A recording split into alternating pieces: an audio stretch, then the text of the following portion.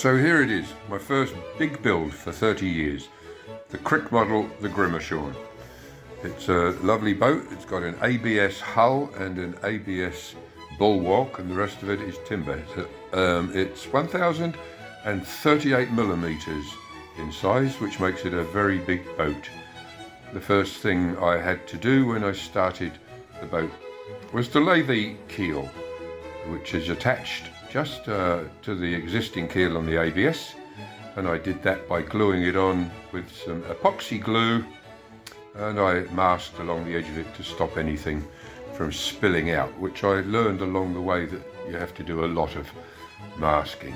Next thing was to prepare the deck, and preparing the deck for mounting on the bulwark section is another molded piece that comes, you have to cut out very carefully, and as you can see from this short video, the three pieces then go together: the hull, the deck and the bulwark, all clamped down and glued together, which is a big job and quite difficult, and I used way too much glue and it took me forever to sand it back. The next thing was to get on with some of the smaller parts of the build, just little things to do while glue's drying and things like that. There's some cockpit covers there, and then I made the winch up of all the small pieces. It all came to pieces again, ready for painting. And then I commenced making some windows and some handrails, and there are many other things that are shown in some of the pictures that I made just along the way and put them aside separately when they were needed. And then of course on with the superstructure. A really interesting build, the superstructure, and very enjoyable part of the boat because it was wood. And there it is, just situated on top of the ABS hull, ready for fitment to make sure that it fits snugly over its coaming. And there's another shot there of lots of the smaller components that I made up previously, and also the side fenders that were glued on separately along the side of the boat. They're rubber fenders that were all individually cut and glued on, and quite tricky.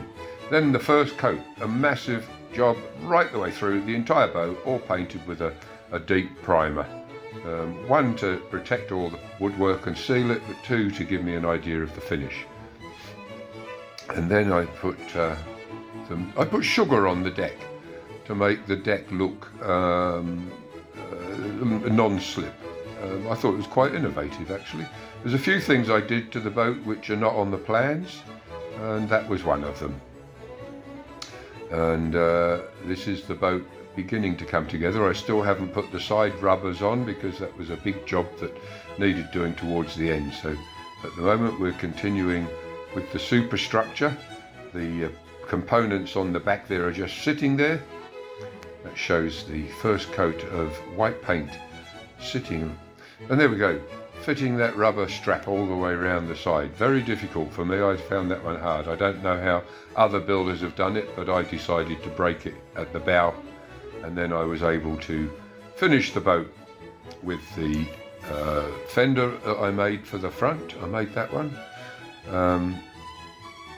All the handrails, all the waterline painted, everything done, and really satisfying build.